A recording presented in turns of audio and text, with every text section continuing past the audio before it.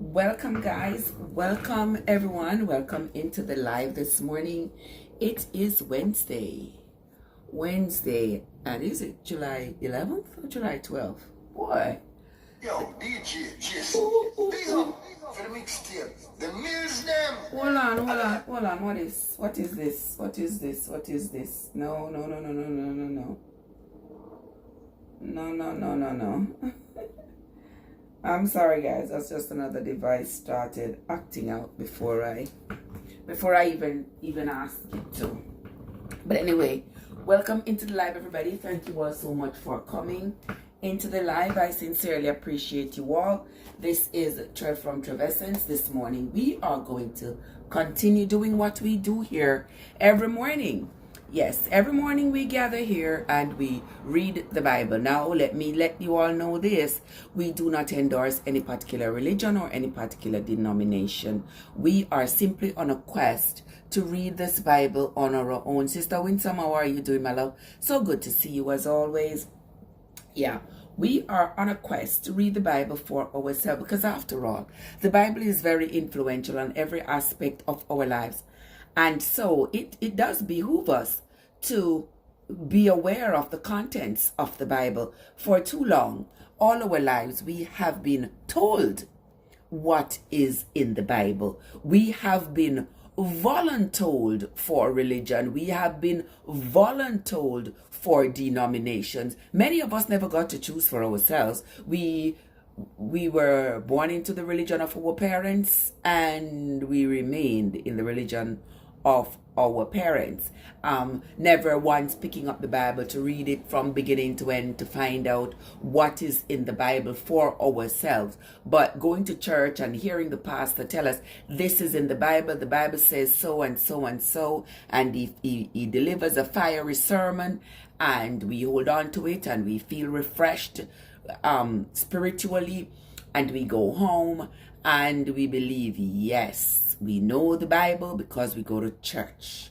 and I'm a Christian or whatever religion you want to be a part of. But many of us, and I dare to say more than 97% of us, have never read the Bible or do not find it important that we should read the Bible for ourselves. But not me. Because if I can bury my head in any other book for hours at a time, I think that I can bury my head for hours at a time in the book that has the most influence over my life. And so that is why I have taken on this mammoth task. And I am sincerely grateful to those of you who have decided to come on this journey with me. Because after all, it is a fascinating journey so far. We have been reading from the book of Genesis, and every morning we gather here to read a few chapters of the Bible, going from book to book. We are currently on the book of 2Chronicles, and we have seen where the kingdom of David have been totally destroyed. You know, the younger generation, they are not living well. They are not living by the principles that were set out by their forefathers. Like the young people are just doing their own thing. They are not thinking about the consequences. And it's more like in today's society where the young people are just doing their own thing. They are not taking in account they are not taking into account the legacy that was handed down to them by previous generations. They're just implementing their own rules, their own laws, living by their own precepts, and they are just doing their own thing, not thinking of any consequence to their behavior. They are adopting all kinds of destructive behaviors. And it's just making society a living mess, if you ask me. But nobody did.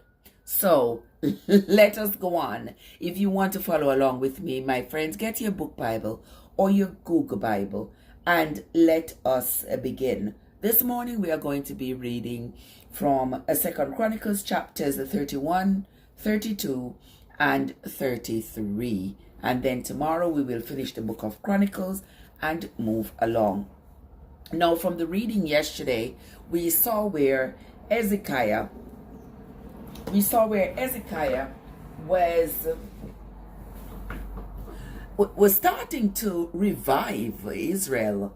He had taken over, and he was determined to have Israel come back together. By the time he had taken over, though, Israel was basically not even just a mess, but it was really on its way down to hell in a handbasket, because the previous rulers had started to worship idols. They were very deep in idolatry, worshiping these false gods, worshiping Baalim, they had broken all the vessels in the temple.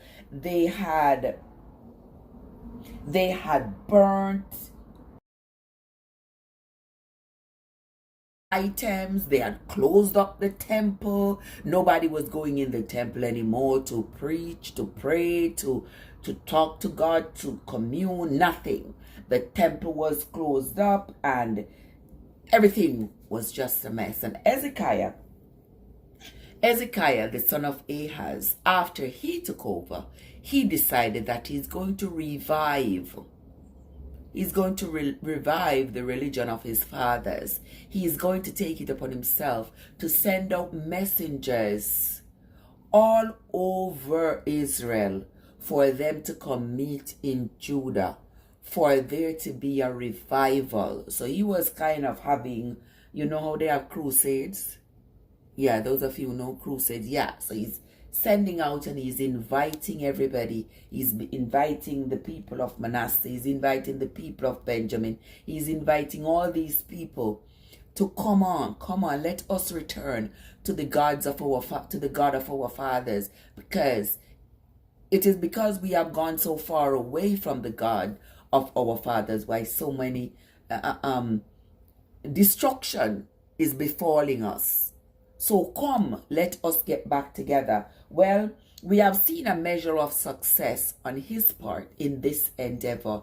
And so we are going to continue reading to see how much more was Hezekiah able to accomplish as he tried to revive the kingdom of Judah. Come along with me, guys. Let's begin. 2 Chronicles chapter 31. Now, when all of this was finished, hold on, okay, let's begin. Now, when all this was finished, all Israel that were present went out to the cities of Judah and brake the images in pieces, and cut down the groves, and threw down the high places and the altars out of all Judah and Benjamin, in Ephraim also and in Manasseh, until they had utterly destroyed them all. Then all the children of Israel returned, every man to his possession, into their own cities.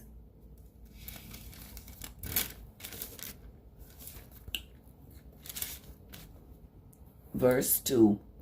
And Hezekiah appointed the courses of the priests and the Levites after their courses, every man according to his service, the priests and Levites for burnt offerings and for peace offerings, to minister and to give thanks. Lord. He appointed also the king's portion of his substance for the burnt offerings, to wit, for the morning and evening burnt offerings, and the burnt offerings for the Sabbath, and for the new moons, and for the set feasts, as it is written in the law of the Lord. God bless up yourself, Andrea. Good morning, sister. What you doing? Good to see you, as always. It's an absolute pleasure to have you with me this morning, my dear. We are on to 2 Chronicles chapter 31 and verse 4. Moreover, he commanded the people the portion of the priests and the Levites, that they might be encouraged in the law of the Lord. And as soon as the commandment came abroad, the children of Israel brought in abundance the first fruits of corn, wine, oil, and honey, and of all the increase of the field, and the tithe of all things brought they in abundance. So Hezekiah has been successful in gathering thousands of people, thousands of Israel descendants to return to Judah. And these people have hearkened unto his sermons, and many of them have decided that they are going to do away with the idols that they had been worshiping. And so the people had gone out into the fields, into the groves, broken the idols, destroyed just about everything that was a representation of the god Baalim that they were mostly worshiping. And now they are on their way to returning to the ways of their fathers, the religious ways of their fathers. Verse 6, and concerning the children of Israel and Judah that dwelt in the cities of Judah, they also brought in the tithe of oxen and sheep, and the tithe of holy things which were consecrated unto the Lord their God, and laid them by heaps. In the 3rd month they began to lay the foundation of the heaps, and finished them in the 7th month. And when Hezekiah and the princes came and saw the heaps, they blessed the Lord and his people Israel. Then Hezekiah questioned with the priests and the Levites concerning the heaps. And Azariah, now this is a new Azariah, and Azariah, the chief priest of the house of Zadok. This is another Azariah. And Azariah, the chief priest of the house of Zadok, answered him and said, since the people began to bring the offerings into the house of the Lord, we have had enough to eat, and have left over plenty. For the Lord hath blessed his people, and that which is left is this great store.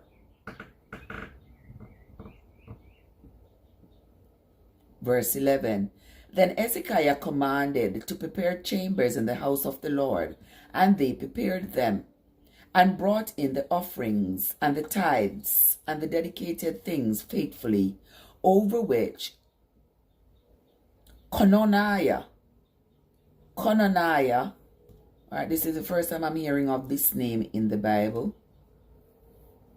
Cononiah. Wait, I gotta take note of that name because I never heard that name before.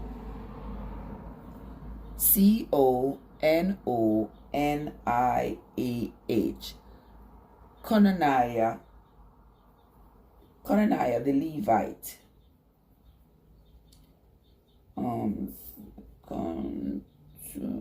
Okay, 31 and verse 12.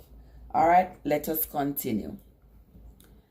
And brought in the offerings and the tithes and the dedicated things faithfully, over which Cononiah the Levite was ruler. So Cononiah was the ruler over all these things that the people donated. And Shimei, his brother, was the next. Verse 12. Who that texting me? Let us continue. And Jael, and Azaziah, and Nahath, and Azael, and Jerimoth, and Jozabad, and Eliel, Ismachiah, and Mahath, and Benaiah were overseers under the hand of Conaniah and Shimei his brother, at the commandment of Hezekiah the king, and Azariah the ruler of the house of God. And Korah the son of Imnah, the Levite, the porter towards the east, was over the freewill offerings of God, to distribute the oblations of the Lord and the most holy things. And next him were Eden. Now that is somebody with the name Eden, just like the Garden of Eden, Eden. I know we have talked about that before, how the names in the Bible are repeated, and that is why it is so important for us to get context when we are reading the Bible. When we are quoting verses, we got to get context so that we are not confused, because many words are repeated words, but repeated in different contexts. Because here we have someone by the name of Eden, and before we had read about the Garden of Eden. And next him were Eden, and Miniamin, and Jeshua, and Shemaiah, Amariah, and Shechaniah, in the cities of the priests, in their set office, to give to their brethren by courses, as well to the great as to the small. Beside their genealogy of males, from 3 years old and upward, even unto everyone that enters into the house of the Lord, his daily portion for their service in their charges, according to their courses. Verse 17. Both to the genealogy of the priests by the house of their fathers, and the Levites from 20 years old and upwards, in their charges by their courses, and to the genealogy of all their little ones, their wives, and their sons, and their daughters, through all the congregation, for in their set office they sanctify themselves in holiness. Verse 19. Also of the sons of Aaron, the priests, which were in the fields of the suburbs of their cities, in every several city, the men that were expressed by name, to give portions to all the males among the priests, and to all that were reckoned by genealogies among the Levites. And thus did Hezekiah throughout all of Judah, and wrought that which was good, and right, and truth before the Lord his God. Verse 21, and this is the last verse of chapter 31. And in every work that he began in the service of the house of God, and in the law, and in the commandments, to seek his God, he did it with all his heart, and he prospered. Okay? So Hezekiah was indeed prospering with all that he was doing in the name of the Lord. Hezekiah was a very determined man. He was determined to rebuild Jerusalem, to get it back on track with the Lord.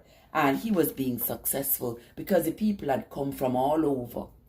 He had sent to call them, and though many of them had laughed at him and mocked him, many more came. And they have reestablished the kingdom of Judah. They have broken down all the false idols and all the false gods. And they are now on their way to restoring the land, getting their revival, their religious revival, as was intended by their forefathers. Welcome again into the live, everyone. Thank you all so much for coming into the live and into the morning's reading. I sincerely appreciate you all. I see AG, my love. AG is here. Welcome, AG. How are you doing, my dear? Good to see you, as always. All right, let us continue. We are on to chapter 32 of the book of 2Chronicles. Now, for those of you who are just coming, don't forget to hit the like button and share out the live stream. And don't forget, we do not endorse any particular religion or any particular denomination on my channel. All we do is we are trying to read the Bible for ourselves so that we can have our own understanding of it and get the context of whatever is being said in the Bible, because we got to know who said it, to whom it was being said, and what were the circumstances under which it was being said. And then we can determine whether or not it applies to us in our lives today. All right? So the Bible is not, we have already determined, it's not everything goes. Is you pick what suits you, you pick what don't. All right, chapter 32, and Joe is in the house. Bless up yourself, Joseph. Good to see you. Happy Wednesday morning hump day to you, Joseph. Good to see you, my dear. All right, let us continue. Chapter 32. After these things and the establishment thereof, Sennacherib, king of Assyria, came. His name was Sennacherib, guys. And to spell that is Sennacheb.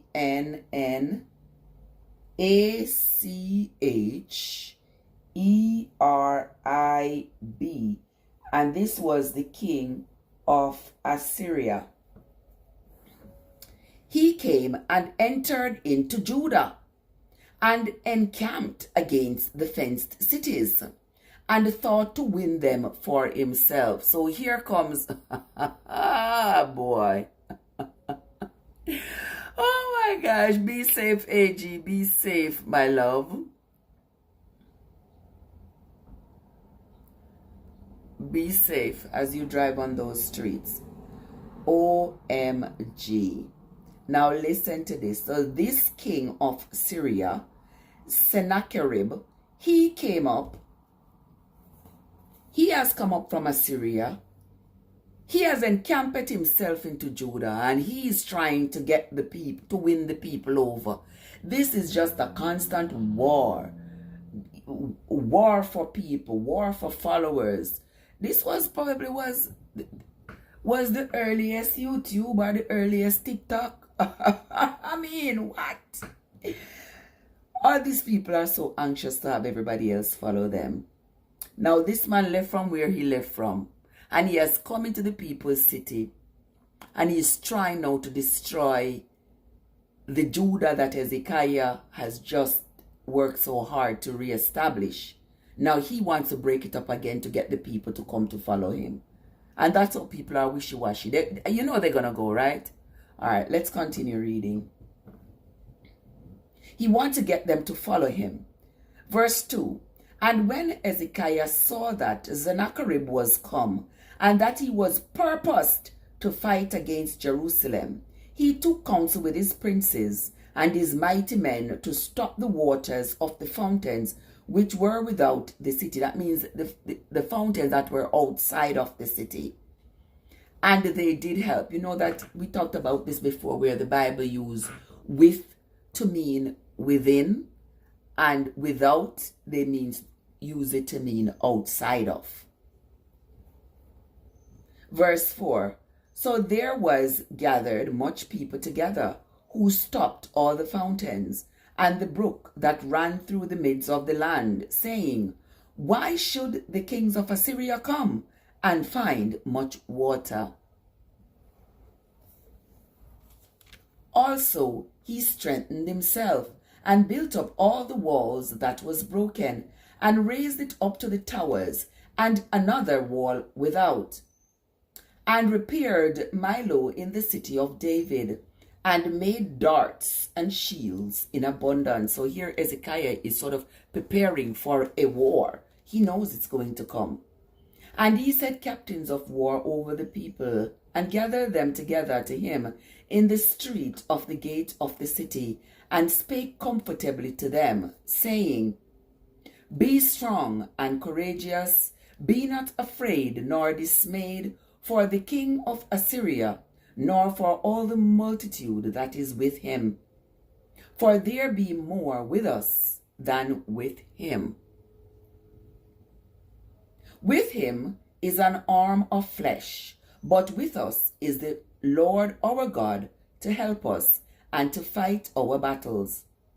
And the people rested themselves upon the words of Hezekiah, king of Judah.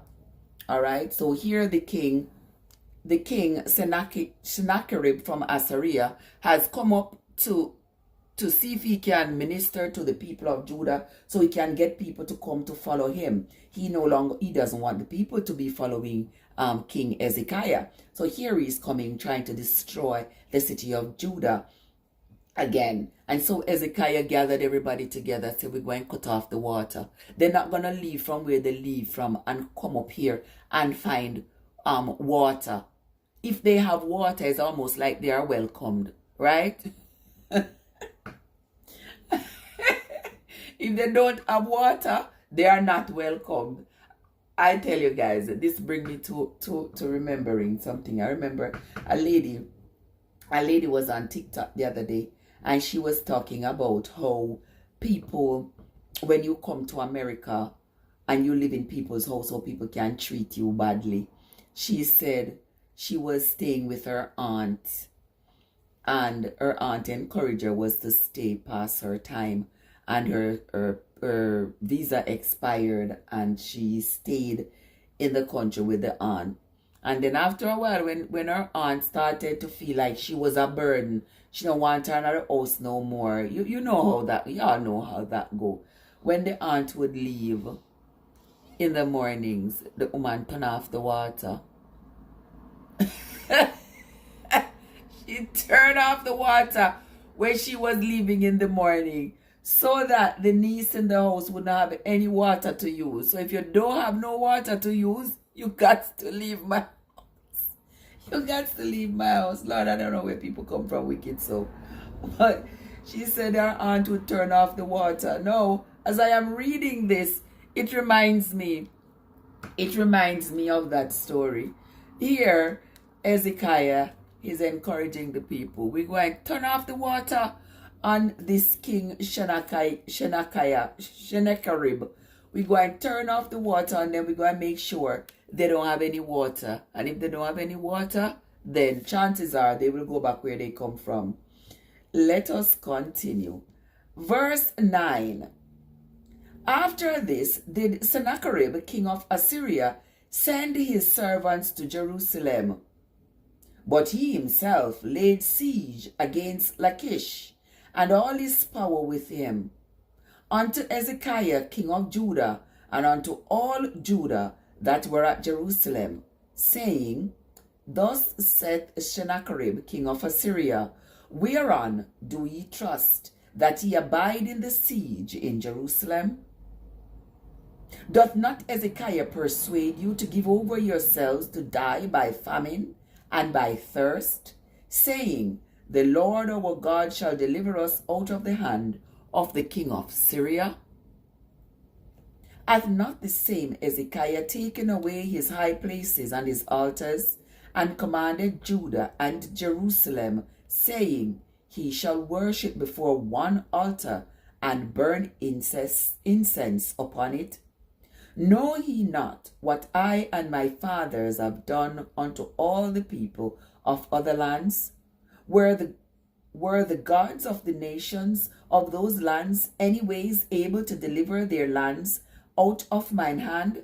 So here is Sennacherib bribing the people, telling, who is this Hezekiah? I want to really following this Hezekiah who burnt down all the altars of my God and now have everybody worshiping one God. Do you see all these lands that I rule over? Do you see how the people are worshiping the gods that are there and nothing to do them? Yeah? It's like the people today of today's world, the people are saying, everybody I talk about say, you shall be smitten if you do X, Y, Z. But look how much time we are doing. We've been doing it. Not no smite we yet. We still alive. Not do we. But I'm telling you guys, if you all ain't paying attention, you better pay attention. I just have this feeling that there is, I don't want to be pessimistic, but you know, I have this feeling that there's going to be more and more natural disasters occurring amongst us. Because, to tell you all the truth, God, people, whether you believe in a God or you don't believe in a God, whether you believe there is a God or you don't believe there is a God, whatever you believe, I just got to say that we have descended into the depths of sin too much. We have, people say, oh, we are going to hell in a handbasket. We are in hell and the basket don't burn up. We are down there. We are in hell. The basket don't burn up and it's now our tails on fire. Honestly, I know natural disasters happen all the time. Natural disasters been happening, you know, since the beginning of time. But you all notice, you all take note of the occurrences of today, how different they are from the occurrences of yesteryear. Take note. That's as much as I'm going to say about that. All right. So here Sennacherib is telling the people, oh, all the lands that he ruled over, how all these lands are, all the people are living well. So don't you all want to come and live well too? That is the same enticement that is causing our children today to not be wanting to follow the rules, not be wanting to follow the ways that we have tried to impart to them. Them want to do them own things. Because watch how them other people out there live. Yeah, look how them live nice. Yeah, look how them live nice. Wanna tell me something, gentle people? Have you all ever seen any ELAM? Backward. You don't get what I mean, backward. Advertising so many things that are pertaining to any MOW. Backward. If you don't know, those of you in the chat, wanna get it. I'm backing it up so that me don't want them to come after me. Come after me head. If you don't know what I mean. Have you all ever seen it? I have never seen it before. But today that's what we are faced with. And so much so that they have the audacity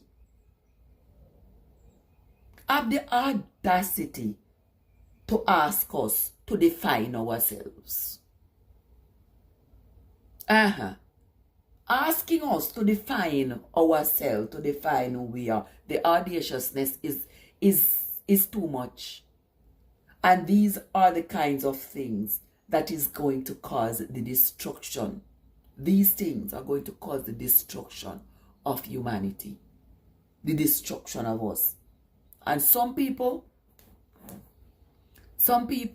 they standing for nothing. And they standing against nothing. But let us continue, gentle people. Verse 14 of chapter 32 of the book 2Chronicles. Who was there among all the gods of those nations that my fathers utterly destroyed, that could deliver his people out of mine hand? That your God should be able to deliver you out of my hand? You hear how Sennacherib taunt the people them? You hear how we taunting the people? Yeah? Okay. Many of your people came with me. How comes your God never deliver them? You know, we hear this all the time. People say, you know, why your God never deliver you? I'm sure you all have heard that and seen it going around on the internet. Like when people talk about the Titanic, the people that perished in the Titanic. And they say, oh, they were God-fearing. Somebody said they were God-fearing. And somebody says, oh, so why didn't their God deliver them? And I have to just shake my head and say, you know something? You know something? Let these people continue with their foolishness. Let them continue. Let us continue with verse 15 of the 2 Chronicles. Now therefore, let not Hezekiah deceive you. So Sennacherib is telling the people that Hezekiah is deceiving them. Let not Hezekiah deceive you, nor persuade you on this manner.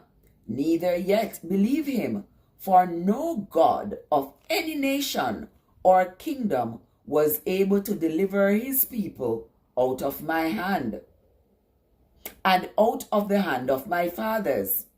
How much less shall your God deliver you out of mine hand?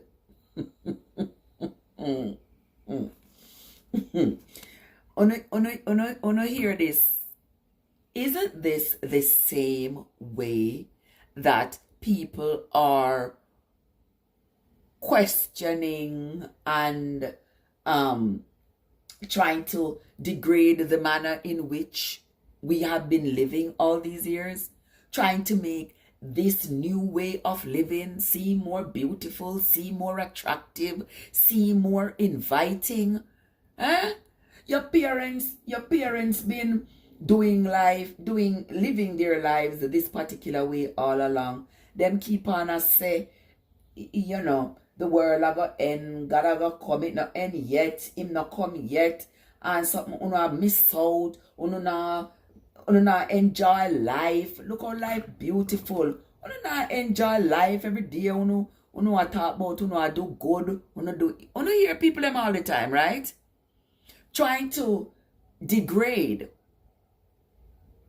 the life that has been brought down to them, because this new life is so attractive. Yes, man, it's so attractive. Yeah, I can take puberty blockers, I can turn a man, I can turn a woman, I can put on one frock, I can go there and deceive everybody, and I can cut off this, I can cut off that, I can go there and deceive everybody and pretend to be what I'm not, and I can fool everybody, and life is beautiful because look at it. When me do that, me get all these makeup deals, me get all these modeling deals, me get all of this, me can do, yeah, there is a way that seemeth right unto man, but in the end, it's sudden destruction. Now hear me say? Alright, me not endorse no particular religion, I'm not endorsing any particular denomination, but looking on and examining what's going on around us, you can see the depth of the depravity of our humanity.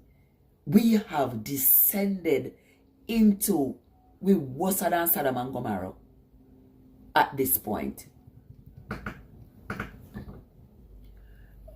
Drea says, I will say again, Trev, humanity is in a crisis. You are so right, my sister. Humanity is in a crisis. It's like we're not standing up for nothing. Nothing is out of bounds. Nothing is sacred. Nothing. I never knew that I would ever live to see somebody coming on national TV, online, great big platform, to talk about how this pretty flag, they added another 5 colors that forms like a V on one side of it. They added another 5 colors, and these 5 colors form a V on one side of this pretty flag. And for those of you who don't know, no go look it up if you all think I'm not telling the truth. When I see the man on there pretending to be a woman after all, You understand? Pretending to be a woman. And this man is saying that the black in it means that them include black people. The brown color means that they include all brown people. The light blue in it means that it's people who love to have sex with little boys. The light pink in it is people who love to have with little girls. And the white is people who will have sex with just about anyone, anything from an ant to an elephant. And I said, mighty God of Daniel. You understand me? And people who are making laws, who are ruling this world, is really going for this kind of foolishness, is really endorsing this kind of nonsense. Our children are being perverted. When I was growing up, you couldn't even talk about sex. They could pick me and run up and down round and I play dolly house and I go sus. You get some beaten. You would have get some beaten. You were always warned. You were always warned against that.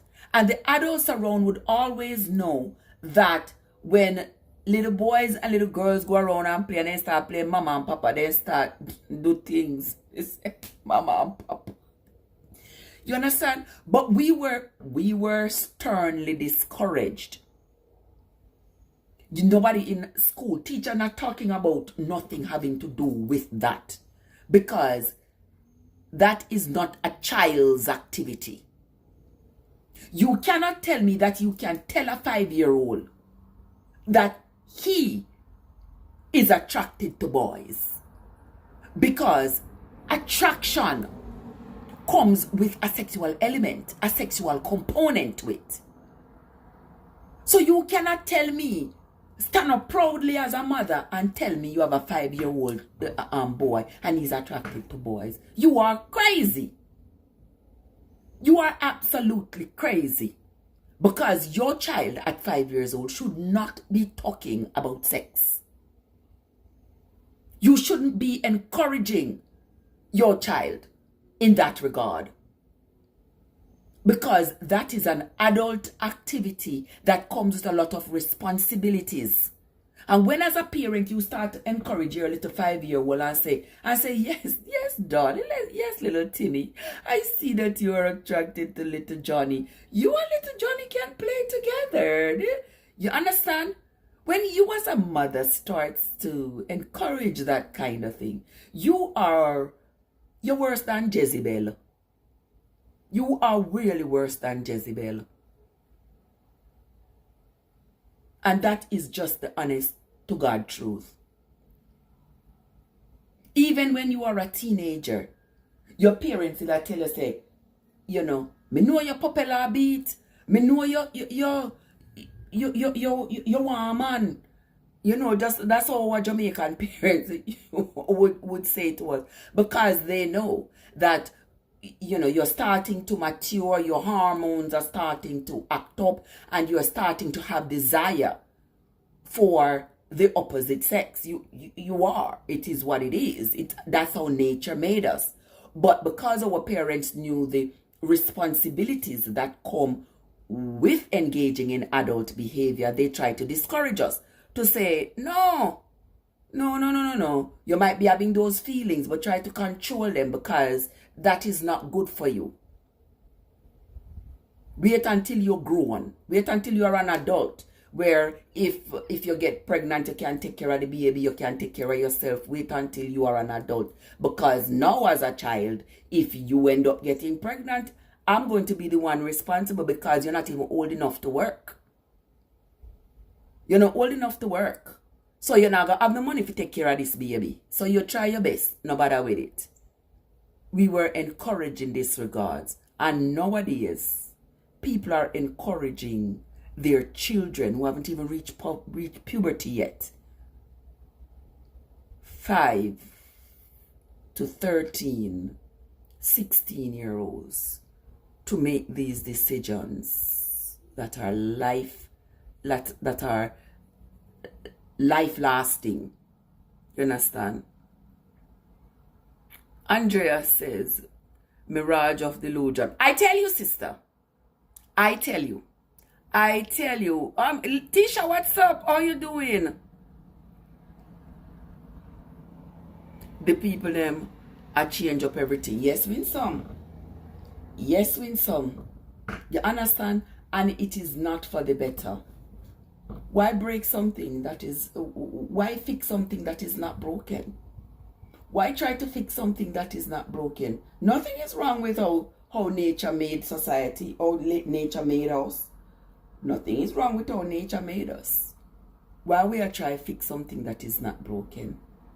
You understand? Why would we even be endorsing, giving a platform to anybody or any ideology who wants to encourage grown people to sleep with little children? What? So in the next few years, all our children are going to be losing their innocence because society agrees with it. Society has given these grown-ass men license to mess with these little babies. Come on. Come on. Come on now. And let me tell you something, my people. You see the people who are against this, I am with them. Trust me. I am with them. The people who are fighting tooth and nail against this BS. But let us continue reading. Sennacherib here is enticing the children of Israel. He's enticing them to say, your God didn't deliver y'all out of the hands of my fathers. Why you think so your God going to deliver you out of my hands? Your God not deliver you out of nothing. So you come with me. Don't you see all the people them who come with me or them prospering? You don't want to prosper too. You don't listen to Hezekiah. Because Hezekiah don't know ahead from him tail. You don't listen to him. You don't come with me. I have much better things for you. That's how the devil entice us. Verse 16. And his servant spoke yet more against the Lord God, and against his servant Hezekiah. He wrote also letters to rail on the Lord God of Israel, and to speak against him, saying, as the gods of the nations of other lands have not delivered their people out of mine hand, so shall not the God of Hezekiah deliver his people out of my hand. Hey, man, big and bold, man. Sennacherib is big and bold. Him say, no, see, no other God around here can deliver them people out of my hands. So you think that the God of Hezekiah going to deliver you out of my hands? Nobody can deliver nobody out of my hands. I me run things around here. Alright, this is Sennacherib to the children of Israel. Verse 18. Then they cried with a loud voice in the Jews' speech, that is in their Jewish language. They cried with a loud voice in the Jews' speech unto the people of Jerusalem that were on the wall, to affright them and to trouble them, that they might take the city. And they spake against the God of Jerusalem, as against the gods of the people of the earth, which were the work of the hands of man. And for this cause Hezekiah the king and the prophet Isaiah the son of Amos prayed and cried to heaven.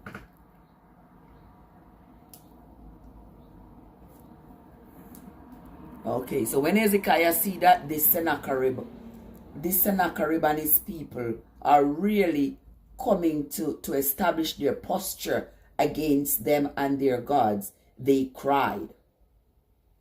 For this Hezekiah the king and the prophet Isaiah the son of Amoz, that is A-M-O-Z, Isaiah the son of Amoz, prayed and cried to heaven.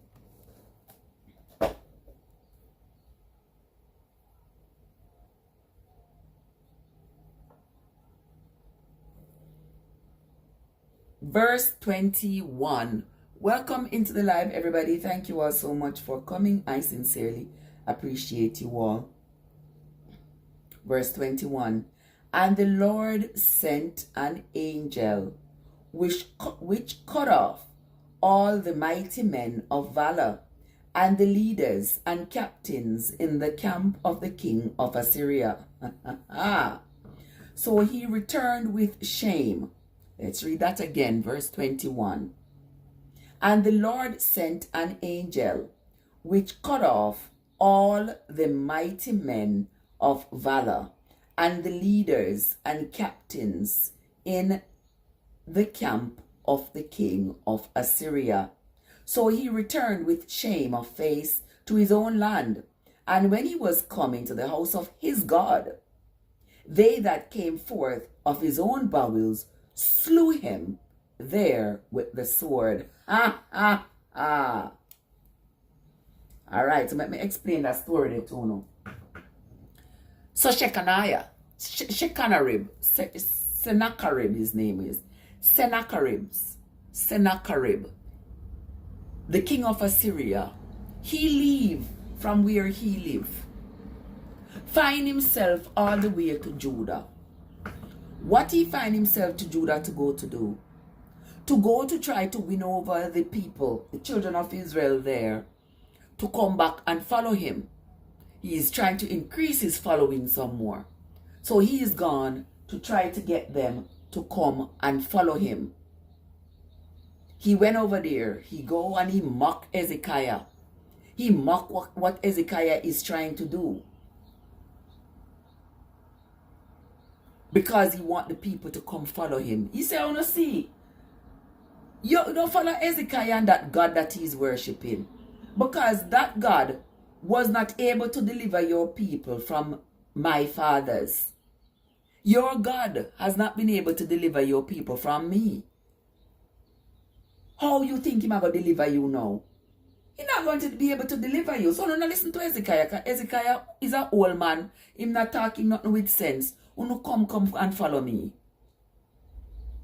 And Hezekiah and his people, they prayed. They prayed. They cried to heaven. Hezekiah and the prophet Isaiah cried to heaven, and the death angel came and took out the men, the warriors that had come up with Sennacherib. It took out the warriors. And Sennacherib, when he saw that his warriors had been slain by this death angel, shame take him. Him shame. Because after I'm done put up him tail in I'm back and done, talk badly about the God of Israel now, him shame when you see what happened to him. So now he's going back to Assyria. And as he entered into the house, into his prayer house, the house of their gods, his own children slew him. Verse 22. Thus the Lord saved Hezekiah and the inhabitants of Jerusalem from the hand of Sennacherib, the king of Assyria, and from the hand of all others, and guided them on every side. Verse 23. And many brought gifts unto the Lord of Jerusalem, and presents to Hezekiah king of Judah, so that he was magnified in the sight of all nations from thenceforth. In those days Hezekiah was sick to death, and prayed unto the Lord, and he spake unto him, and he gave him a sign. But Hezekiah rendered not again according to the benefit done unto him, for his heart was lifted up. Therefore there was wrath upon him and upon Judah and Jerusalem. Huh? Let's read that again. Verse 24. In those days. Let's read 23 again. And many brought gifts unto the Lord of Jerusalem, and presents to Hezekiah king of Judah, so that he was magnified in the sight of all nations from thenceforth. In those days Hezekiah was sick to death, and prayed unto the Lord, and he spake unto him, and he gave him a sign. But Hezekiah rendered not again according to the benefit done unto him, for his heart was lifted up. Therefore there was wrath upon him and upon Judah and Jerusalem. So guys, what me understand here is that Hezekiah was sick to death, and he prayed and he called upon the Lord, and the Lord gave him a sign, but he did not do according to what the sign was supposed to be. Is that you all's understanding? He said, but that but means contrast. So he was given a sign, but Hezekiah rendered not again according to the benefit done unto him, for his heart was lifted up. That sounded like it was a little pompous, because the people had brought all these gifts. Therefore there was wrath upon him and upon Judah and Jerusalem. So that's what it sounds like to me, as though he had gotten quite pompous, and so he didn't hearken unto the sign that the Lord had shown him.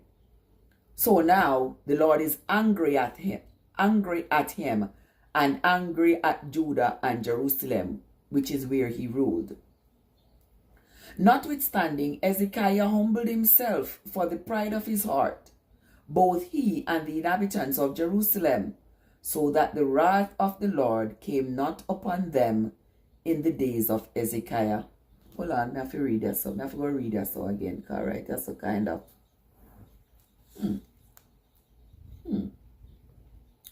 Alright. Notwithstanding, Hezekiah humbled himself for the pride of his heart, both he and the inhabitants of Jerusalem, so that the wrath of the Lord came not upon them in the days of Hezekiah.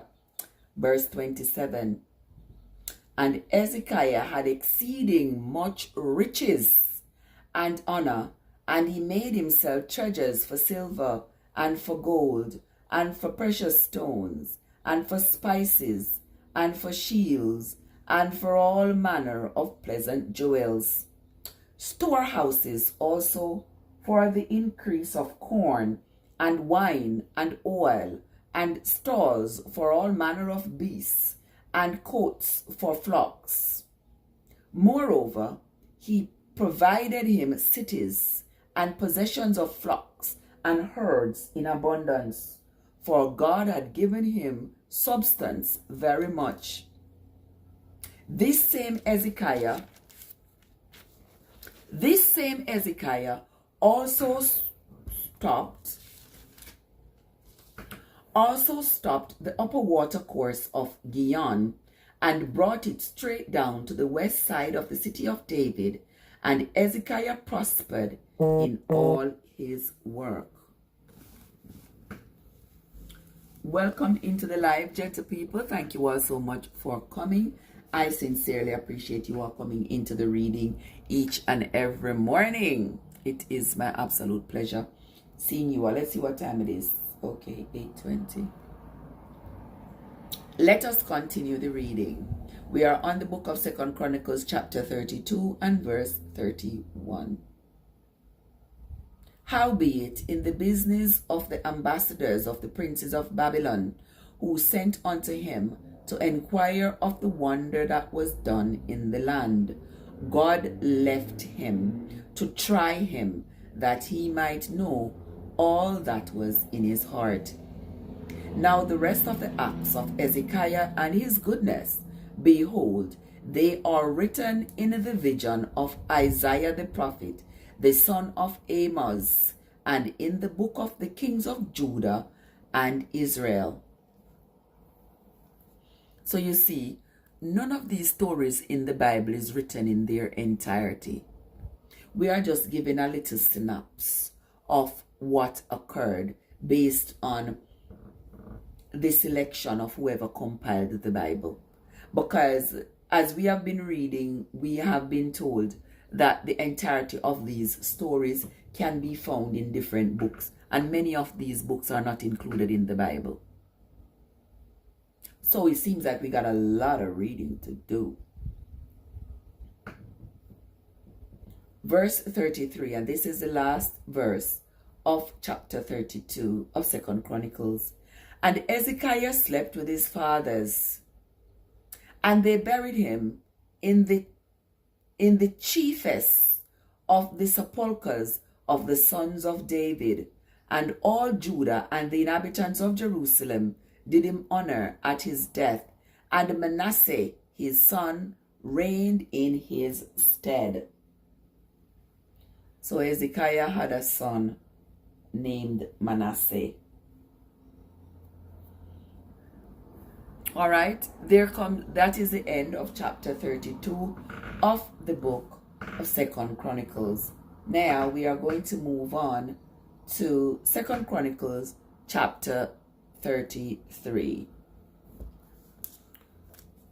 Okay, let me make note here. Okay, chapter 33.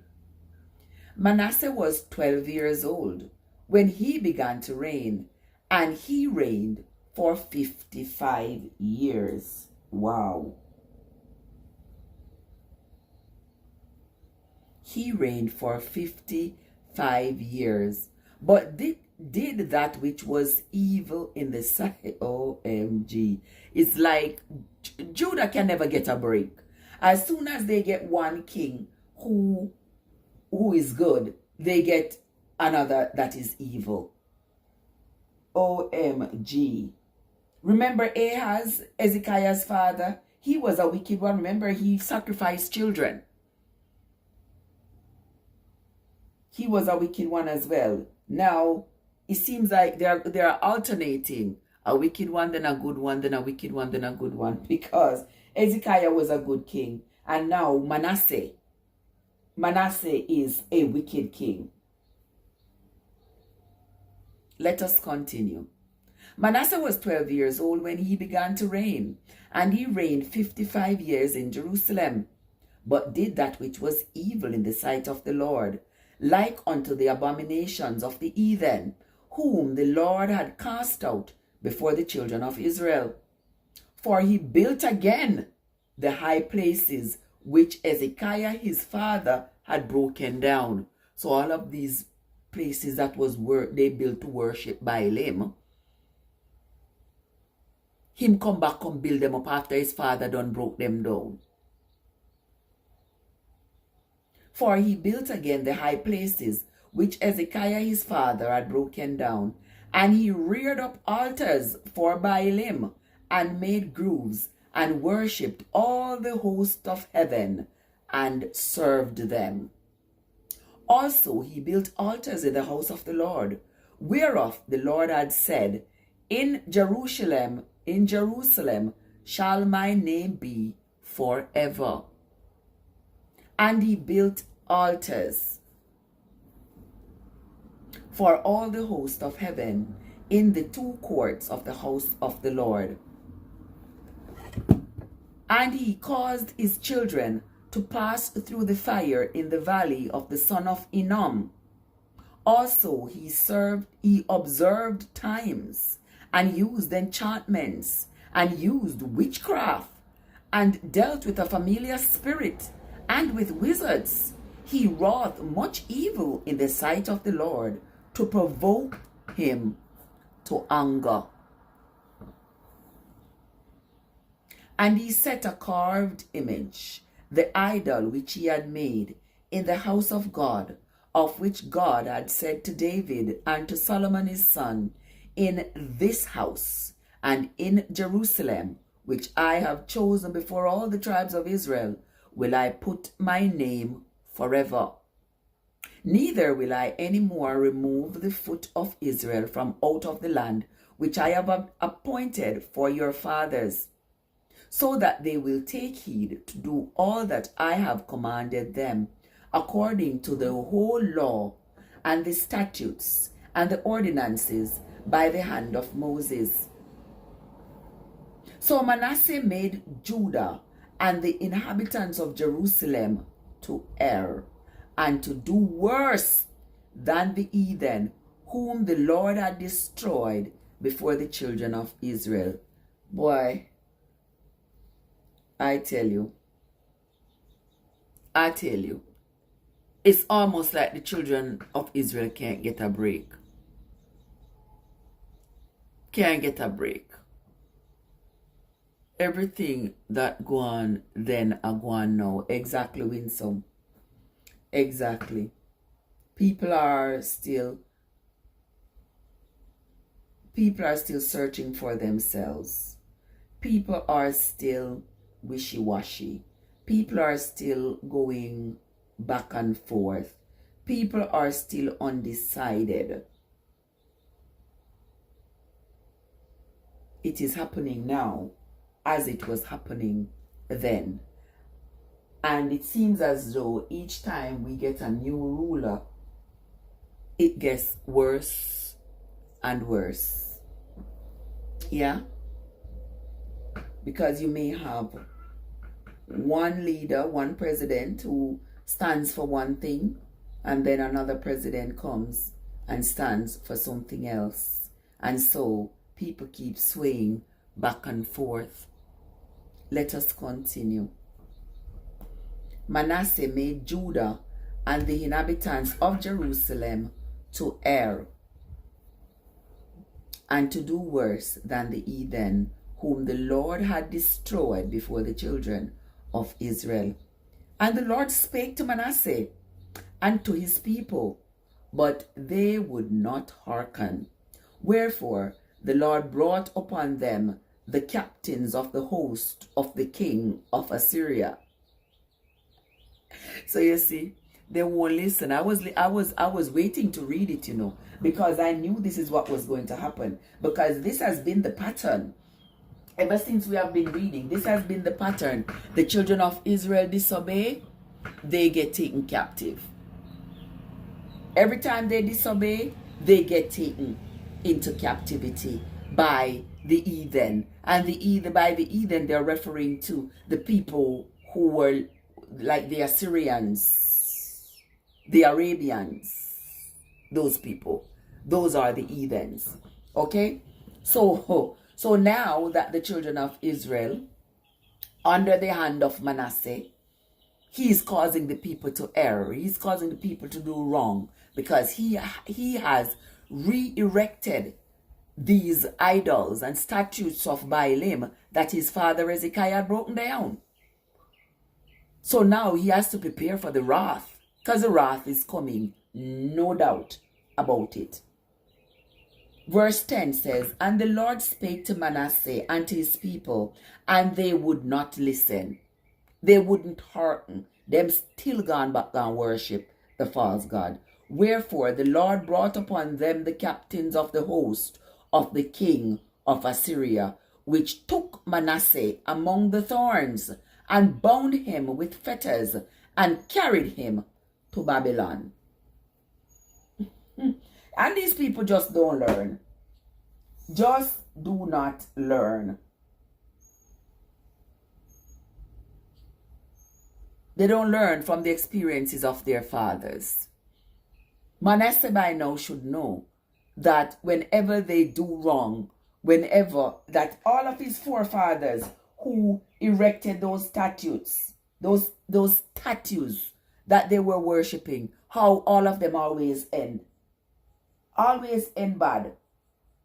He don't remember his great grandfather Jehoram, how he was smitten.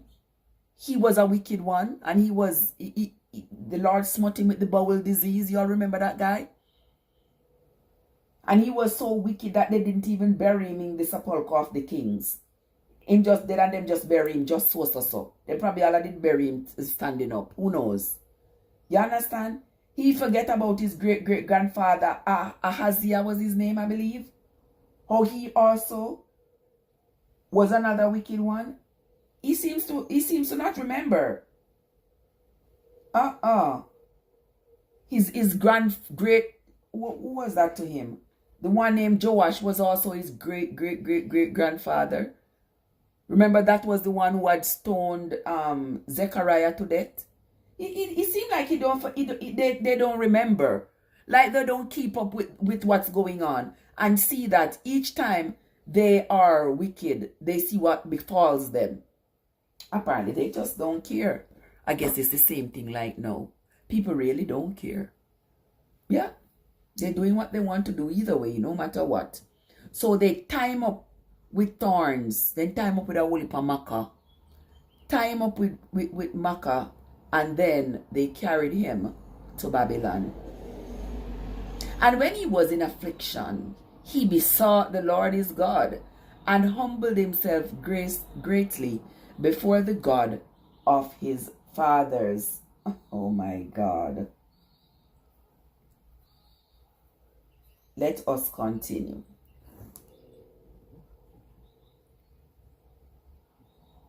Verse 13.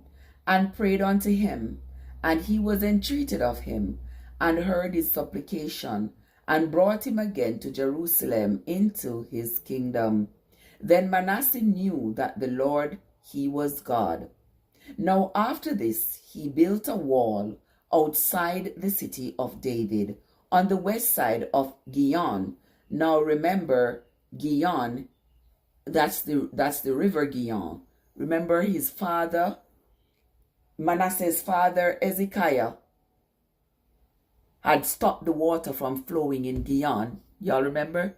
So that the king, Sennacherib, could not get water while him and his men stayed in Jerusalem trying to win over the children of Israel to come follow him down to Assyria.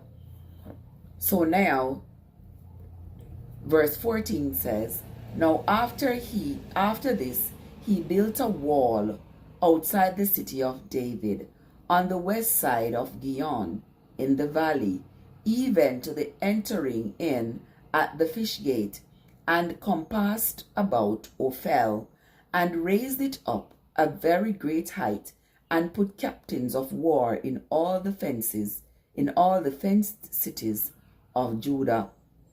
And he took away the strange gods and the idols out of the house of the Lord, and all the altars that he had built in the mount of the house of the Lord and in Jerusalem, and cast them out of the city.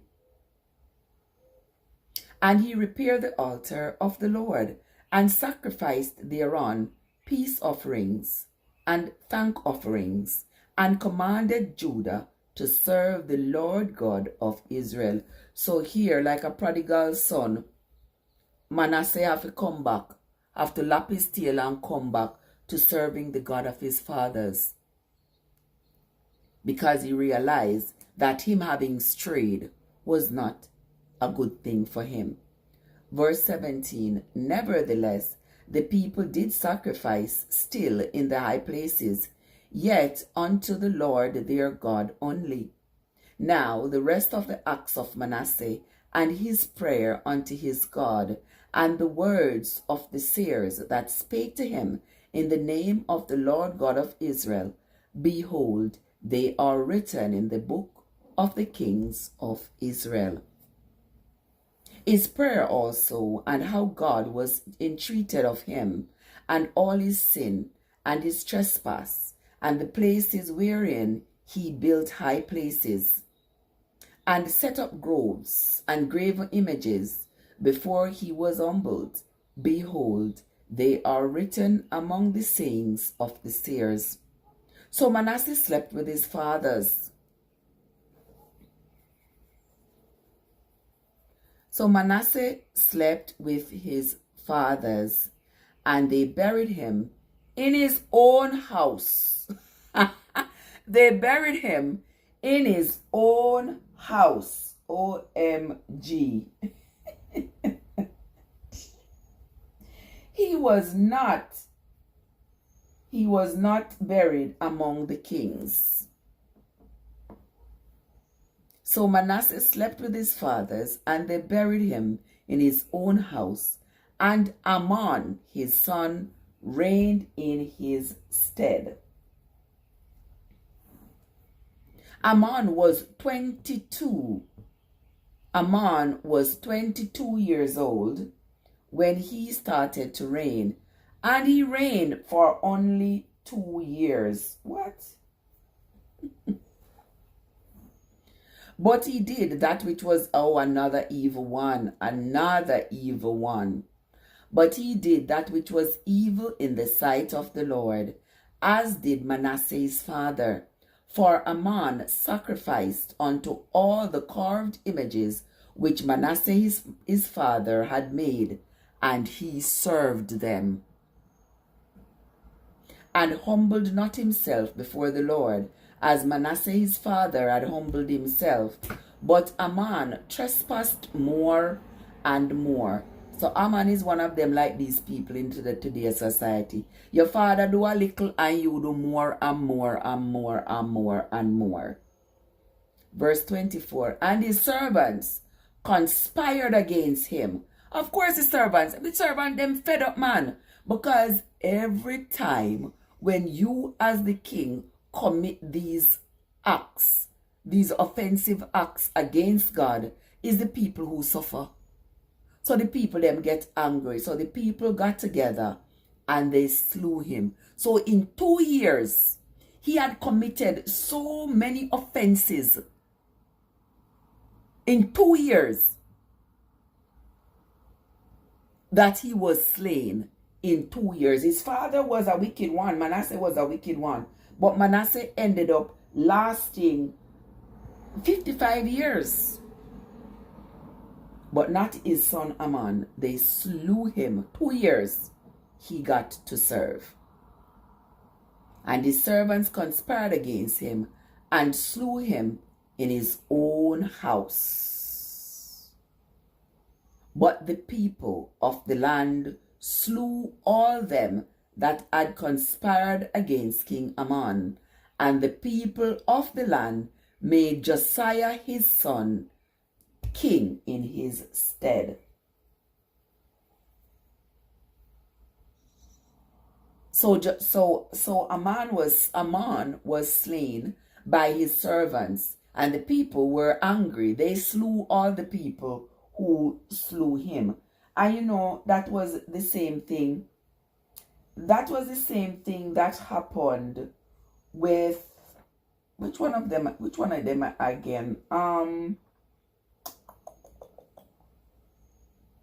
Let me remind myself which one it was, because remember that that Joash, these people were quite revengeful, you know. Remember that Joash had asked the people to stone Zechariah, and the people were so upset with Joash for doing that, because they said Joash was ungrateful, because Zechariah's father, Jehoiada the priest, was the one who had done so much good to Joash.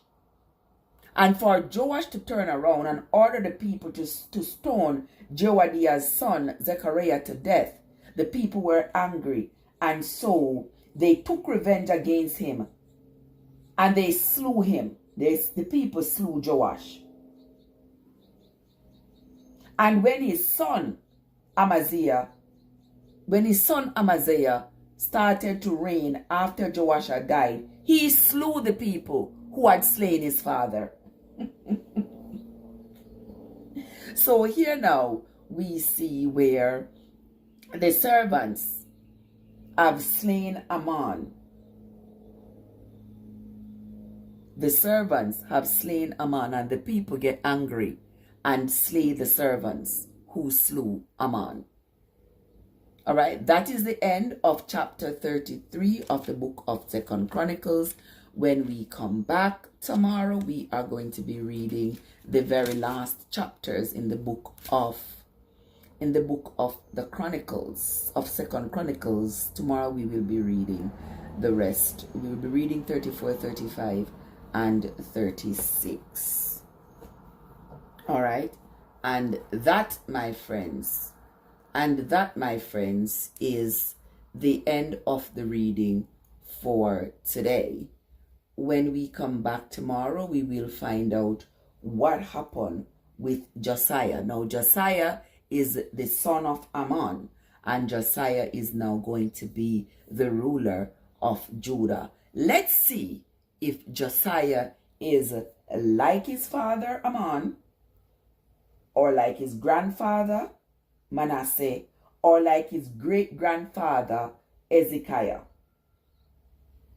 We will find out when we come back tomorrow. So come back with me, guys. Join me again tomorrow. Tomorrow morning is going to be a later reading. Maybe by this time we're going to probably just be starting the reading tomorrow.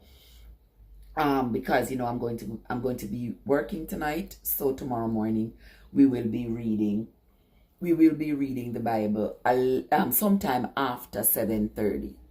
All right.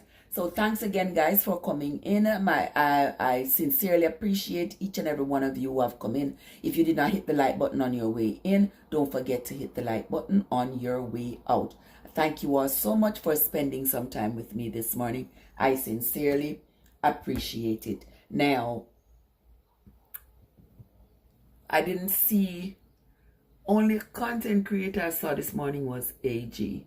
So AG gets watch hours for today. All right, guys, and that's going to be it from me for this morning. Until next time, this is Trev from Trevessence, where your journey matters. Have yourselves a great day, everybody.